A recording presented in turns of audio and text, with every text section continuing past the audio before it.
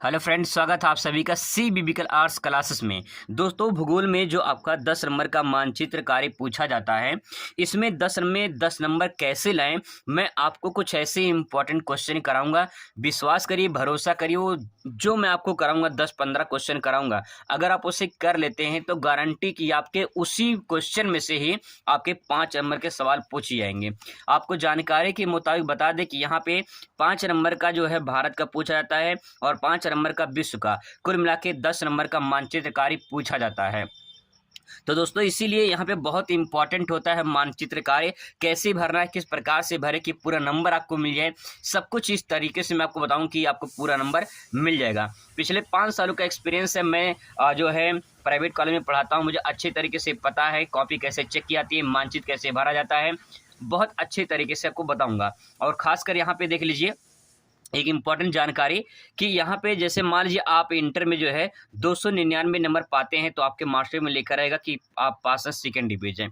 लेकिन अगर एक नंबर जुड़ के यहाँ पे 300 नंबर अगर ये हो जाता है, ठीक है, तो लिखा रहेगा फर्स्ट डिवीजन पास। इसलिए दोस्तों एक नंबर की वैल्यू होती है, ठीक है। यहाँ पे 10 नंबर है, बहुत ही इंपॉर्टेंट होगा। ये 10 नंबर आपके नंबर को बढ़ा सकता है और 10 नंबर आपको घटा भी सकता है। इसलिए मानचित्र सही तरीके से कैसे भरते हैं सब कुछ मैं आपको बताऊंगा। दोस्तों, यहाँ पे मैपिंग करने का सबसे सही तरीका क्या है, उसको सब कुछ मैं आपको यहाँ पे बताने वाला हूँ। सबसे पहले यहाँ पे क्वेश्चन देख लीजिए, कुछ क्वेश्चन मैंने यहाँ पे नोट किए हैं। ये क्वेश्चन बहुत ही मोस्ट इंपॉर्टेंट है, जो बार बार क्वेश्चन रिपीट होते हैं, बार बार यही क्वेश्चन अलग अलग सेटों में पूछे जाते हैं। तो चलिए शुरुआत करते हैं। सबसे पहले देखिए, आपको जो मानचित्र कार्य मिलेगा वो यहाँ पे जो है क्वेश्चन नंबर 25 इस प्रकार से आपको दिखाई देगा। मैं मानचित्र में भी दिखा दे रहा हूँ, यहाँ पे आप दे सकते हैं मानचित्र में।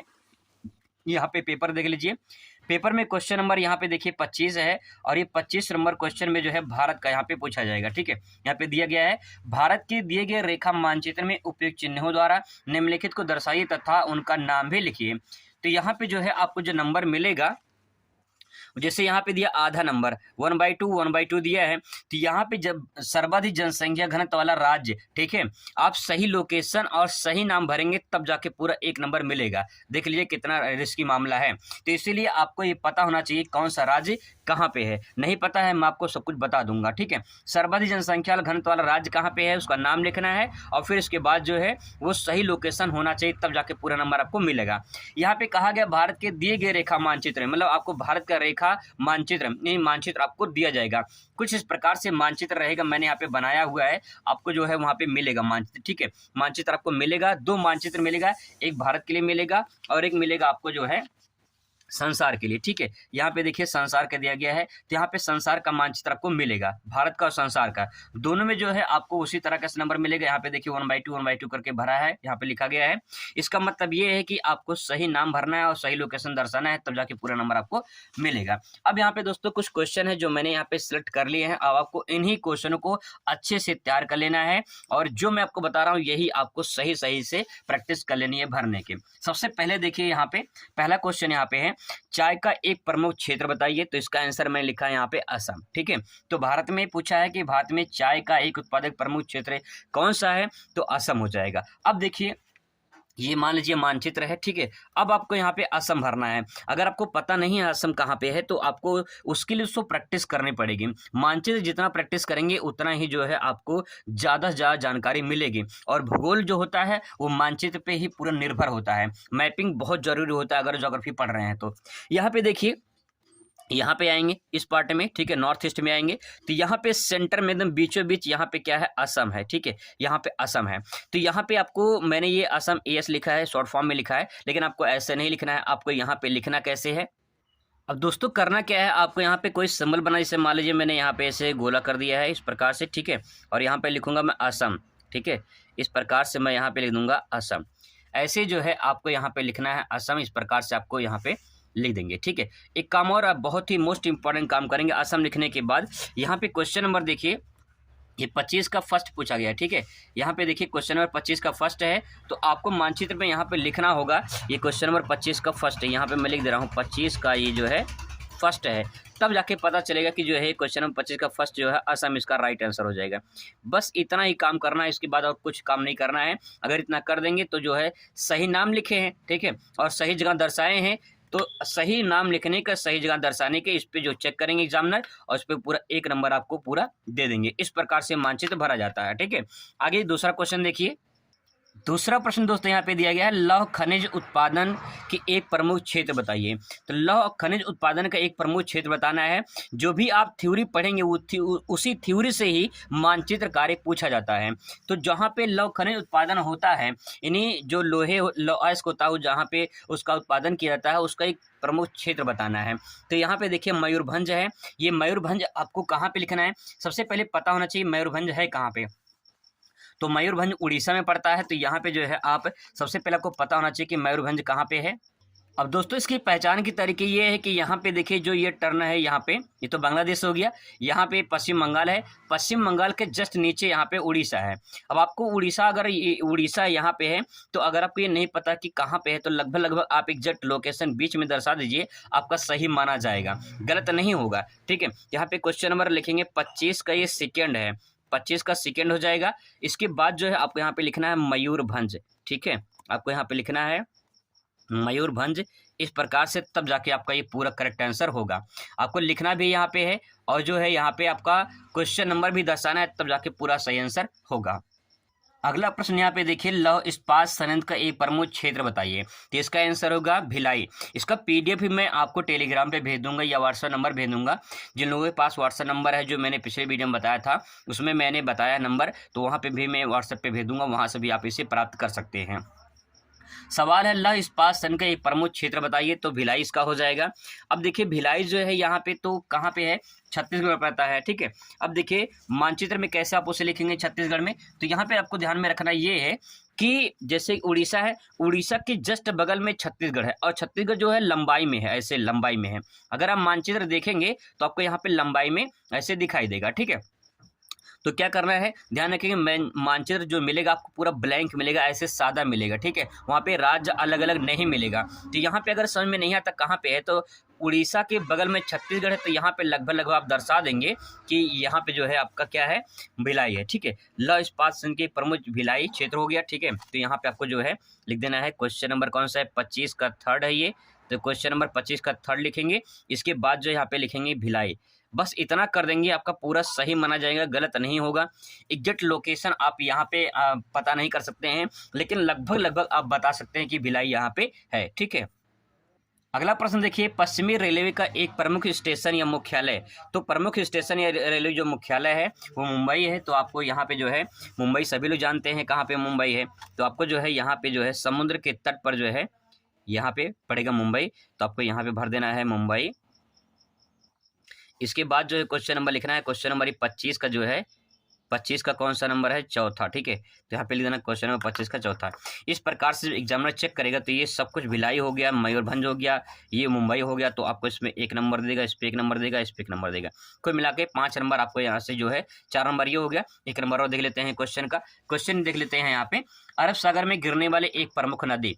तो साबरमती है, बहुत सारी नदियाँ हैं, साबरमती है, नर्मदा है, ताप्ती है। ठीक है, तो यहाँ पे जो है देख लीजिए, साबरमती देख लेते हैं यहाँ पे।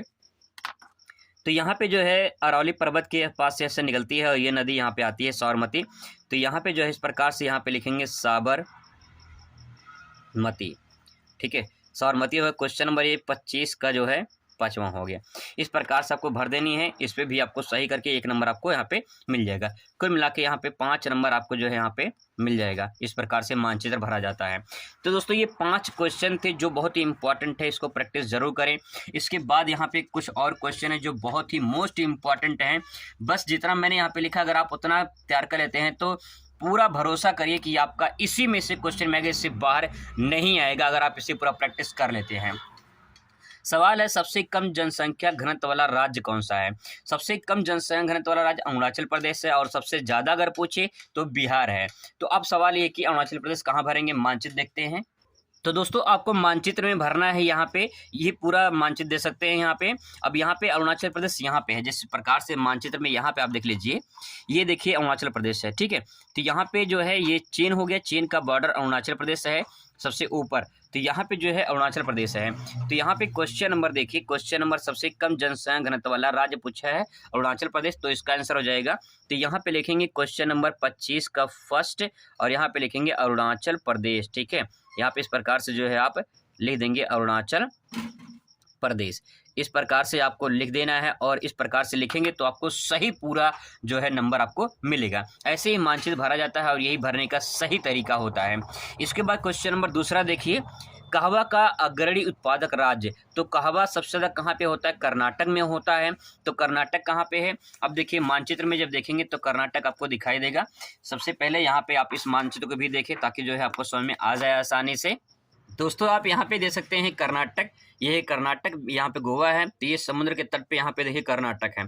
तो आपको यहाँ पे भरना है कर्नाटक, इस प्रकार से जो है मानचित्र में यहाँ पे भरते हैं। तो यहाँ पे देखिए मानचित्र में जो है कर्नाटक समुद्र के तट पर यहाँ पे, तो यहाँ पे मैं लिख दे रहा हूँ 25 का सेकेंड है, और फिर इसके बाद जो है यहाँ पे मैं लिख दूंगा कर्नाटक, इस प्रकार से जो है आप लिख देंगे, ठीक है। तो जो है इस प्रकार से लिख देंगे तो आपका ये पूरा सही आंसर माना जाएगा। दोस्तों अगर ये पूरा तैयार कर लेते हैं तो पक्का आपका इसी पेन से आएगा आपका, ठीक है। आगे देखिए, असम में स्थित अंतर्राष्ट्रीय वायु पत्तन, असम में स्थित एक अंतर्राष्ट्रीय पत्तन का नाम बताना है। पत्तन का होता है, यहाँ पे समुद्री पत्तन नहीं पूछा, वायु पत्तन पूछा है, तो यहाँ पे ध्यान में रखेंगे वायु पत्तन। तो गोपीनाथ वारदौली गुवाहाटी में पड़ता है, ये पड़ता है कहाँ पे? गुवाहाटी में, तो असम में है, ठीक है। यहाँ पे देखिए असम लिखा है, तो यहाँ पे जो है असम आपको देखना है। असम लोग पिछले जो है मैं उसमें मानचित्र में भरे थे, तो यहाँ पे देखिए मानचित्र में अरुणाचल प्रदेश के जस्ट नीचे यहाँ पे आपको दिखाई देगा असम। इस मानचित्र को देखेंगे तो यहाँ पे देखिए ये है पूरा असम इस प्रकार से, ठीक है। तो यहाँ पे जो है आप असम भरेंगे। यहाँ पे क्वेश्चन नंबर लिखेंगे, क्वेश्चन नंबर 25 का ये कौन सा है? थर्ड है, क्वेश्चन नंबर 25 का थर्ड। अगर जगह नहीं है तो आप वहाँ पे जो है एरो बना के लिख सकते हैं। तो यहाँ पे मैं लिखूंगा, मैं सिंबल बना दे रहा हूँ, यहाँ पे लिखूंगा असम, ठीक है। यहाँ पे ले दूंगा असम। इस प्रकार से मानचित्र से भर देंगे, कोई दिक्कत नहीं है, पूरी तरह से सही माना जाएगा। अगला प्रश्न दोस्तों यहाँ पे, चावल का अग्रणी उत्पादक राज्य, यानी चावल सबसे ज्यादा कहाँ पे होता है? तो आंसर होगा पश्चिम बंगाल में होता है। पश्चिम बंगाल मानचित्र में कहाँ पे है? तो इसको देखिए मानचित्र में, ये बांग्लादेश है, बांग्लादेश के बगल में बंगाल है, यानी पश्चिम बंगाल है। आप मानचित्र को भी देख सकते हैं यहाँ पे, ये देखिए पश्चिम बंगाल, यहाँ से कुछ इस प्रकार से आपको दिखाई देगा। तो यहाँ पे पश्चिम बंगाल हो गया। तो यहाँ पे जो है आप भरेंगे, यहाँ मैं लिख दे रहा हूँ क्वेश्चन नंबर मान लो 25 का ये चौथा है, ठीक है। यहाँ मैं भर दूंगा। फिर मैं इसके बाद जो यहाँ पे एरो बना के मैं यहाँ नीचे लिख दे रहा हूँ पश्चिम बंगाल, ठीक है। आप नीचे अगर कहीं लिख रहे हैं, दूर कहीं लिख रहे हैं, तो एरो जरूर बना देंगे ताकि पता चले कि आप यहाँ पे लिखे हैं।